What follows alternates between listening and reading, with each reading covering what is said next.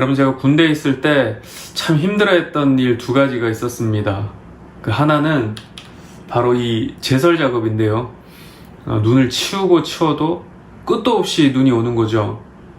그 밤새 치웠는데 아침에 일어나 보면 또 눈이 와 있고, 또 점심때 치우면 저녁에 또 눈이 오고, 이 반복되는 이 제설 작업이 너무너무 힘들었습니다. 그런데 제설 작업을 할 때는 그래도 이 눈길에 차가 미끄러지면 안 되니까 치워야지 해가지고 치우는데, 사실 이거보다 더 힘든 일이 있었죠. 바로 여름에 하는 이 제초 작업입니다. 사실 이 작업을 왜 하는 건지 아직까지도 이유를 알 수가 없습니다.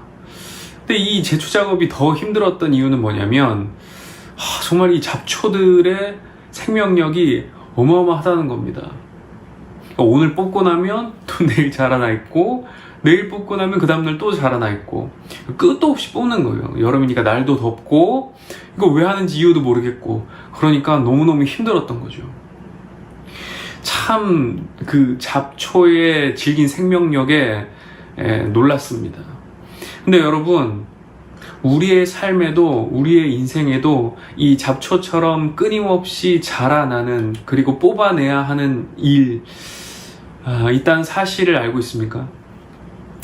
여러분, 잡초 같은 죄된 본성이 우리에게 있습니다. 여러분, 그게 뭘까요? 오늘 함께 이 주제에 대해서 나눠보려고 하는데요. 그것은 바로 교만이라는 것입니다. 여러분, 벤저민 프랭클린이라고 하는 이 건국의 아버지로 불리는 이 사람이 이런 이야기를 했습니다. 우리의 격정 중에 교만처럼 꺾기 힘든 것은 아마 없을 것이다. 원하는 만큼 교만을 치고 조이고 죽여보라. 그래도 여전히 교만은 살아있을 것이다. 교만이라고 하는 것이 얼마나 우리의 삶에 우리를 괴롭히고 또 끊임없이 솟구쳐 오르는지를 말해주는 대목이죠. 여러분, 교만이라고 하는 것이 뭘까요? 한자어로는 이 교만할 교자에 거만할 만자를 써서 교만이라고 합니다. 잘난 체 하는 태도로 겸손함이 없이 건방지다, 이러한 것을 가리키죠. 히브리어로는 올라가다라는 뜻이 있고, 헬라어로는 말 위에서 내려보다라는 뜻도 있습니다. 모두가 다 교만이 어떤 것인지 이렇게 이미지로 그려볼 수 있도록 설명해주는 대목이죠. 여러분, 라이놀드 리버라고 하는 사람은 인간은 교만한 존재라고 말했어요. 그리고 이 인간에게는 4종류의 교만이 존재한다, 이렇게 또 말했는데요. 나누어서 보면 지적인 교만이 있다 그랬어요. 뭘 더 많이 아는 사람, 그 사람이 상대적으로 다른 사람들을 좀 얕보고 그러한 경향이 있다, 이런 것입니다. 영적인 교만, 이게 뭘까요? 내가 쟤보다는 조금 더 신앙이 좋아, 내가 쟤보다는 좀 더 신비로운 체험을 했어, 이러한 마음을 갖고 교만한 모습으로 살아간다는 것이죠. 권력적인 교만도 있습니다. 말 그대로 내가 쟤보다 좀 더 힘이 있어 라고 생각하는, 여기는 그런 모습입니다. 도덕적인 교만은 뭐예요? 내가 쟤보다 좀 더 깨끗해, 좀 더 착해, 좀 더 선해 라고 여기는 교만이 있다는 것입니다. 네, 여러분, 여기까지 말씀을 가만히 들어보면 어떻습니까? 나는 그렇게까지 교만한 사람은 아닌 것 같은데, 이런 생각이 들지 않습니까? 네, 여러분, 다시 한번 우리 스스로를 점검해 볼 수 있었으면 좋겠습니다. 나는 쟤보다는 공부를 좀 더 잘하는 것 같다. 쟤보다는 신앙이 좀 더 좋은 것 같다. 내 외모가 쟤보다는 좀 더 나은 것 같다. 뭐 이러한 생각으로 스스로 우쭐대거나 안심하는 마음이 들었던 적은 없느냐는 것이죠. 나는 아니야 이렇게 생각하는 친구들이 있을지 모르겠지만, 여러분, 충격적이게도 여러분, 어거스틴은 이런 말을 했습니다. 자기는 겸손한 자라고 생각하는 것이 교만이다. 나는 교만하지 않아 라고 생각하는 그것이 교만이라는 거예요. 여러분, 너무 충격적이지 않습니까? 결국에 여러분, 뭐예요? 이 교만이라고 하는 문제는 누구도 벗어날 수 없는 문제라는 것입니다. 여러분, 오늘 우리가 하나님의 말씀을 함께 받았는데요. 이것은 다른 누구에게, 다른 이들에게 주신 말씀이 아니라 바로 오늘 저와 여러분에게 주시는 말씀이라는 사실을 기억했으면 좋겠습니다. 근데 여러분, 문제가 뭡니까? 우리에게 있는 이 교만이라고 하는 문제를 해결하지 않으면 안 된다는 거예요. 왜 그렇습니까? 여러분 잘 아시는 잠언 16장 18절의 말씀처럼 이 교만이라고 하는 건 어때요? 패망의 선봉이라 그랬어요. 거만한 마음은 넘어짐의 앞잡이라고 했습니다. 그렇기 때문에 여러분, 이 교만의 문제를 가만히 내버려둬서는 안 된다는 거죠. 여러분, 오늘 본문 말씀에 사도 바울도 바로 이러한 깨달음이 있었기 때문에 이 고린도 교회의 성도들을 그냥 내버려 둘 수 없었던 것입니다. 그래서 사도 바울은 오늘 고린도 교회의 교인들에게 이와 같이 말하는 거죠. 교만한 마음을 가지지 말라고요. 여러분, 오늘 사도 바울이 왜 이 고린도 교회의 성도들에게 이와 같은 말씀을 전하는 것일까요? 교만하지 마. 교만하면 안 돼. 서로 대적하지 마. 교만하면 안 돼. 이 얘기를 왜 이렇게까지 강조해서 하고 있는 걸까요? 여러분, 이 고린도전서는 어떤 글입니까? 바로 바울이 고린도 교회에 보낸 편지이죠. 근데 여러분, 이 편지를 보낸 이유가 뭘까요? 이 고린도 교회에 문제가 발생했다는 소식을 들었기 때문입니다. 그래서 그냥 내버려둘 수 없었던 거죠. 그런데 어떤 문제가 발생했던 걸까요? 이 고린도 교회가 분열의 위기에 빠져 있다는 것을 들었던 것입니다. 그런데 여러분, 고린도 교회는 왜 분열의 위기에 빠지게 되었던 것일까요? 어떤 문제가 구체적으로 일어났던 것일까요? 여러분, 이 당시에 고린도 교회에는 당파 싸움이 벌어지고 있었습니다. 당파 싸움이 뭐예요? 그럴 수 있는데, 이 고린도 교회 안에 참 여러 무리들이 모여가지고 자기들이 추종하는 추종자들을 따라서 모이기 시작했던 겁니다. 그래서 어떤 그룹은 이 게바파, 베드로파죠. 그리고 어떤 무리들은 바울파, 어떤 무리들은 아볼로파, 어떤 무리들은 그리스도파를 형성해가지고 서로 자기들이 더 잘났다, 옳다, 우리 지도자가 더 낫다, 그렇게 여기면서 다른 이들을 무시하고 얕보는 일들이 벌어지게 되었다는 것입니다. 요 그림처럼 말이죠. 바울짱! 이러면서 막 자기들만 옳다, 자기들만 잘났다, 그렇게 막 내세우고 있었던 것입니다. 근데 여러분, 웃긴 게 뭐냐면은 막 지도자들이 나서가지고 우리 싸우자 뭐 이랬던 게 아니라 그냥 자기들끼리 모여가지고 당파를 막 그렇게 파벌을 만들고 자기들끼리 막 그렇게 싸웠던 겁니다. 근데 실제로 사역자들끼리는 어땠을까요? 서로들 다 아름다운 동역을 이루어 가고 있었던 겁니다. 그래서 6절 말씀에도 이 일에 나와 아볼로를 들어서 본을 보였다고 했습니다. 무슨 말일까요? 우리끼리는 아무런 문제가 없어. 우리끼리는 정말 아름답게 동역하고 있어 라고 말해주고 있는 겁니다. 그리고 그 모습을 너희도 본받으라고 말하고 있는 것이죠. 그런데 그렇게 하지 못하기 때문에 뭐예요? 교만한 마음을 갖게 되었고 그 교만한 마음을 갖지 말라고 지금 바울은 이 서신서를 통해서 말씀하고 있는 것입니다.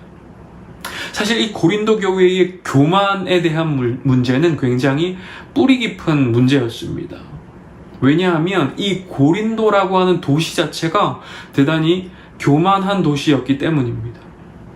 도시가 교만하다 하니까 참 이상하네요. 그죠? 그런데 이 고린도라고 하는 도시에 대한 설명을 조금 더 들으면은 이해가 더 될 것 같습니다.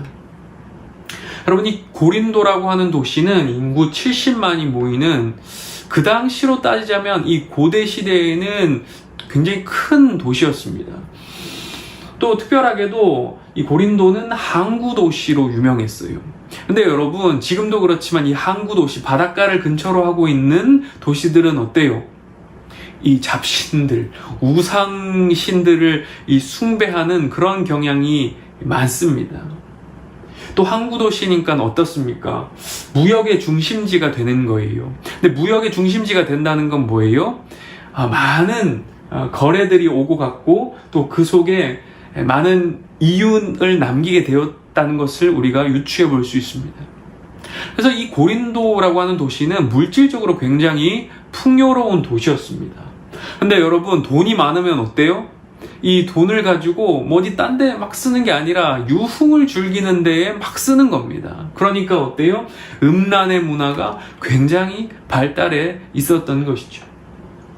여러분, 이 도시 자체가 굉장히 부유하고 타락해 있음을 우리가 볼 수 있는 겁니다. 그런데 여러분, 이 도시의 분위기가 어때요? 교회에까지 고스란히 흘러가게 된 것입니다. 근데 사실 너무 당연한 이야기죠. 왜 그렇습니까? 그러니까 고린도 교회에 있는 사람들이 어느 도시의 사람들이에요? 이 고린도라고 하는 도시의 사람들이 모인 교회죠. 그러니까 이 고린도라는 도시의 분위기가 이 교회 안에도 나타나게 되는 겁니다. 그러니까 고린도 교회 안에도 부유한 사람들이 모이게 됐고, 그 부유한 사람들은 어때요? 꼭 없는 사람들을 깔보고 무시합니다. 근데 여러분, 이런 부유한 자들, 높은 자리에 있는 자들은 특징이 있어요.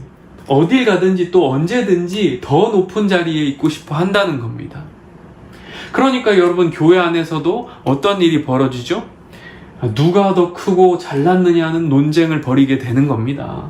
그래서 아까 전에 얘기했던 단파 싸움이 막 일어나고 한 것이죠. 근데 여러분, 이 마음이 막 이 부유하고 또 잘 먹고 잘 살고 그러니까 어때요? 이 교만이 자리 잡음으로 인해서 하나님을 향한 절신함도 또 감사함도 사그러들게 되고 희미해져 가게 되었던 것입니다. 그래서 바울은 이 7절 말씀에 이 고린도 교인들에게 이렇게 이야기하는 거죠. 누가 너를 남달리 구별하였느냐? 누가 너를 특별하게 만들어줬니? 이렇게 말하는 거죠. 하나님이시죠, 하나님. 또 뭐예요? 네가 받지 아니한 것이 무엇이냐? 내가 받았은즉 하나님께로부터 이 모든 것을 받았다고 하는 것을 말해주고 있는 거예요. 그런데 사람들은 어때요? 하나님으로부터 받은 것이라고 여기지 않는다는 겁니다. 그러니까 내가 얻은 것, 내가 잘나서 얻은 것, 그렇게 생각을 했던 겁니다. 그러면서 너희가 이미 배부르며 이미 풍성하며 우리 없이도 왕이 되었도다고 바울은 지금 비꼬아서 말하고 있는 겁니다. 지금 고린도 교회의 교인들의 상태가, 영적인 상태가 어떠한지 여러분 대략 짐작이 되십니까? 그런데 여러분, 이 고린도 교회의 교인들을 향한 바울의 마음은 단지 책망하고 너희들 왜 그렇게 살아? 라고 하는 그러한 수준에 그치는 것이 아니라 정말 아비의 마음으로 안타까운 생각으로 이들에게 이 서신서를 전하고 있는 것입니다. 그래서 세상 속에서 너희가 왕처럼 살아가는 것이 중요한 게 아니라 하나님의 나라에서 진정한 왕이 되기를 나는 원한다 라고 하는 말을 전하는 것이죠. 그런데 여러분, 성경이 말하는 교만의 결과, 하나님께서 이 거만한 자들을 낮추시고 또 허물어뜨리시고 엄중히 갚으신다고 말하고 있었습니다. 사도 바울은 이 결과를 너무나도 잘 알고 있었기 때문에 고린도 교회의 교인들을 그대로 내버려 둘 수가 없었습니다. 그래서 아버지의 마음으로 이들을 권면하는데요. 교만하지 말라. 교만의 자리에 머물러 있지 말라. 교만을 그치라. 교만을 그만두라고 말하고 있는 것입니다. 그런데 여러분, 어떻게 이 교만을 그칠 수 있는 것일까요? 바울의 삶과 가르침을 통해서 알 수 있는 것은 우리의 시선을 돌이켜서 주님을 바라봐야 한다는 것입니다. 그래야 이 교만의 문제를 해결할 수 있다는 것입니다. 그래야 이 교만이라고 하는 잡초를 뿌리 뽑을 수 있다고 하는 것이에요. 여러분, 교만이라고 하는 문제 자체가 어떻게 시작된 거예요? 나 중심적인 사고로부터 시작된 것이 바로 교만입니다. 고린도 교회의 교인들이 그랬죠. 내가 잘났다. 내가 이런 은사가 있다. 내가 저 무리에 속해 있다. 라고 하는 생각으로 우쭐대었던 것입니다. 또 내가 얻었다. 내가 해냈다라고 하는 그런 생각이 있었던 것이죠. 그런데 여러분, 바울의 모습은 어땠습니까? 바울은요, 자기 자신을 오히려 비하하는 그러한 발언들을 합니다. 또 나는 아무 공로가 없다고 하는 것을 밝힙니다. 여러분 9절과 13절 그리고 고린도전서 3장 7절의 말씀을 한번 보십시오. 여러분 이 사도 바울은 자기 자신을 끄트머리, 구경거리, 세상의 더러운 것과 만물의 찌꺼기와 같은 표현들로 자신 그리고 사도들을 표현합니다. 여러분 얼마나 자기 자신을 낮추는 표현입니까? 자기 자신이 처해 있는 그 모습이 이와 같다고 설명하는 것이 정말 쉬운 일일까요? 결코 그렇지 않죠. 그럼에도 불구하고 자기 자신은 이와 같은 자라고 말하고 있는 것입니다. 또 이 어떤 것도 내가 잘나서 한 것이 없어. 이 모든 일들은 하나님께서 하신 일이야 라고 고백하고 있습니다. 나는 아무것도 아니로되. 사도 바울은 이와 같이 아무 공로가 없다고 말하고 있고 자기 자신을 비하하는 발언을 하고 있습니다. 여러분 그러나 이것이 뭐라고요? 주님께로 시선을 돌리는 행위에서부터 비롯된 일이라는 것이고 또 이것이 바로 우리의 교만의 문제를 끊을 수 있는 비결이라고 하는 것입니다. 자기 자신이 아니라 예수님께 집중하는 모습이 우리에게 있어야 한다는 것이죠. 특별히 우리는 두 가지에 집중해야 합니다. 첫 번째는 예수님의 섬김의 삶에 집중해야 합니다. 사도 바울은요 예수님께 집중했어요. 특별히 예수님의 섬김의 삶의 모습에 집중했습니다. 그 삶의 모습이 어떤 모습이죠? 예수님께서는 친히 이렇게 말씀하셨습니다. 인자가 온 것은 섬김을 받으려 함이 아니라 도리어 섬기려 하고 자기 목숨을 많은 사람의 대속물로 주려 함이니라. 이 사도 바울은 예수님의 십자가 은혜에 또한 집중해야 한다고 말했습니다. 여러분 다른 것에 집중하는 것이 아니에요. 나의 공로, 나의 행위가 아니라 하나님께서 그 십자가의 은혜로 나를 구원해 주시고 내게 이 모든 것들을 주셨다고 하는 것에 집중해야 된다고 말씀하고 있는 것입니다. 여러분 한번 보십시오. 사도 바울은 그 은혜에 의하여 믿음으로 말미암아 구원을 받았고 그것은 하나님의 선물로 우리에게 주어졌다고 말씀하고 있는 것입니다. 섬김의 삶에 집중하고 십자가의 은혜에 집중하는 모습이 필요하다는 것이죠. 여러분 이렇게 예수님의 섬김의 삶과 또 십자가의 은혜에 집중했을 때에 어떠한 변화가 바울에게 일어났습니까? 바울은요 주님만 높이는 삶을 살아가게 되었음을 발견할 수 있습니다. 나의 다 된 것은 하나님의 은혜로 된 것이니 내가 한 것이 아니요 오직 나와 함께 하신 하나님의 은혜로다. 사도 바울은 내가 잘나서 그렇게 된 것이 아니라면서 교만한 모습을 버리고 하나님을 높여드리는 예수님을 높여드리는 그러한 삶을 살아가게 되었다는 것입니다. 십자가 외에 결코 자랑할 것이 없다면서 주님만 높이는 삶을 살아가게 되었던 것이죠. 여러분 한번 보십시오. 내 자신에 집중하는 것이 아니라 우리 주님께 집중하고 우리 주님께 가치를 두며 살아가면 어때요? 오직 예수님만 빛나시면 되는 것이죠. 여러분 우리가 이런 삶을 살아가야 된다는 것입니다. 교만한 삶이 아니라 주님만 높여드리는 삶을 살아가야 한다는 것입니다. 또 우리는 어떠한 삶을 살아가야 할까요? 사도 바울은 주님께 집중함으로 주님만 전하는 삶을 살아가게 됩니다. 여러분 9절에서 13절까지의 말씀을 들여다보면은 이 바울이 고난 중에도 붙잡은 것이 있었음을 우리가 깨달을 수 있습니다. 여러분 그의 고백을 한번 볼까요? 모욕을 당한 즉 축복하고 박해를 받은 즉 참고 비방을 받은 즉 권면하니. 여러분 바울이 왜 이런 삶을 살아갔던 것일까요? 모욕을 당하는데 왜 다른 이들을 축복하고 왜 박해를 받는데도 참고 비방을 받는데도 왜 권면의 삶을 살아갔던 것일까요? 그들에게도 예수의 복음을 전해야만 했기 때문입니다. 다른 이들에게 모욕을 당할지라도 이 예수의 복음을 그들에게 전할 수 있다면 어떻게 불리우든 상관이 없다는 그 신념으로 살아갔던 것이죠. 사랑하는 여러분, 우리의 삶을 다시 한번 돌아봤으면 좋겠습니다. 여러분, 우리는 다른 이들을 무시하는 삶을 살아가고 있는 것은 아닐까요? 하나님을 무시하는 삶을 살아가고 있는 것은 아닌가요? 하나님의 그 은혜에 감사하는 삶을 살아가고 있는지 돌아봅시다. 혹 우리는 하나님 없이도 괜찮다고 여기며 살아가고 있는 것은 아닌지 돌아봐야 합니다. 여러분, 그러한 삶은 교만의 삶입니다. 그리고 이 교만한 삶은 망하는 길이라고 하는 사실을 우리가 반드시 기억해야만 합니다. 사랑하는 여러분, 그만은 주님을 바라봄으로 일어날 수 있는 역사임을 기억합시다. 그래서 예수님의 겸손의 삶과 십자가의 은혜에 집중하는 삶을 살아갈 수 있으시기를 소망합니다. 그래서 우리가 주만 높이고 주만 전하는 삶을 살아갈 수 있기를 소망합니다. 시간 말씀을 기억하며 함께 기도하도록 하겠습니다.